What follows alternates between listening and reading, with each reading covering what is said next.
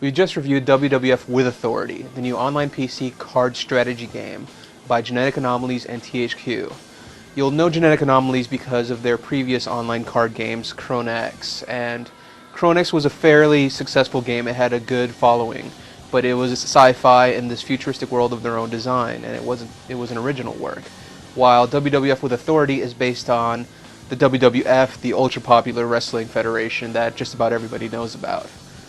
Now, the really cool thing about WWF With Authority is that despite the graphics and sound, which are subpar, I mean, the graphics aren't that good looking, it's just a basic card interface, and the cards are just photographs of the wrestlers and their different moves, and the sound is pretty bad. I mean, all you've got is like some crowd noise effects going off in the background, going and doing noises like that, and you'll see some flashbulbs going off in the crowd, and it's pretty much a very simple interface. I mean, you might as well just be playing with normal cards. But the really good part about this game is the really tight game mechanics. Now, you can tell that Genetic Anomalies really tested this game a lot and made sure that it was balanced, that there was a thoroughly intense amount of cards and moves that you could get into, and it's pretty exciting how the different game types can evolve. You know, you've got these submission wrestlers, you've got the hardcore wrestlers, you've got steel cage matches, you've got submission wrestlers.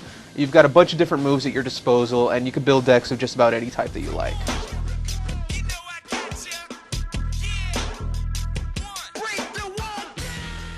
The way that a With Authority match evolves is it starts off with two wrestlers, two superstars, and one of them will play momentum, which are the building blocks of your moves. Now, these could be either strike momentum, knowledge momentum, agility, technical, or strength.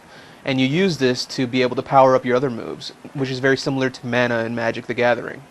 Now, after you complete a move, you can have your opponent either counter it with a dodge or a duck or a suitable counter hold like an arm bar against a punch, or they can auto-counter by ditching cards out of their hand.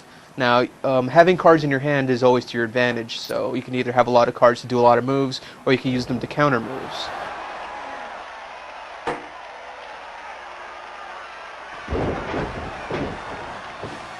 Now, besides the repertoire of moves that you'll have for your characters, you have the superstar special moves themselves.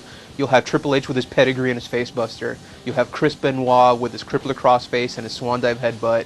You have Chris Jericho with the lion salt and with his lion tamer move, the walls of Jericho. And you've got just about all the really cool moves for each of the wrestlers that are enclosed in the game.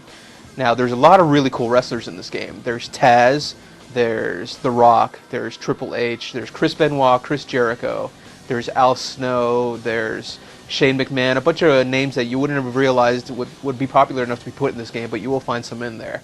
Now, some wrestlers are more popular than others, but all of them have suitable deck types that you can build to make them good for ranked and unranked play.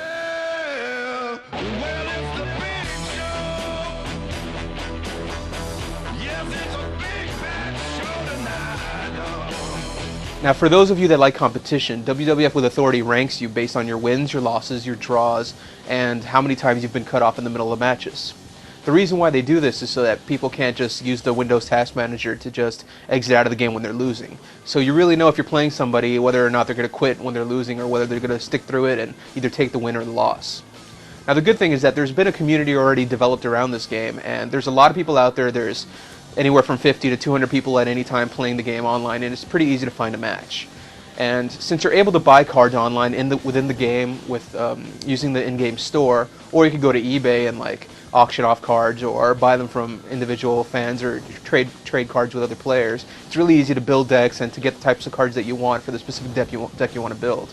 Now, I myself had an x-pac deck, which is built around agile moves and lots of kicks and moving really fast, and I was able to build this really easily with a single booster box and some traded cards with other players.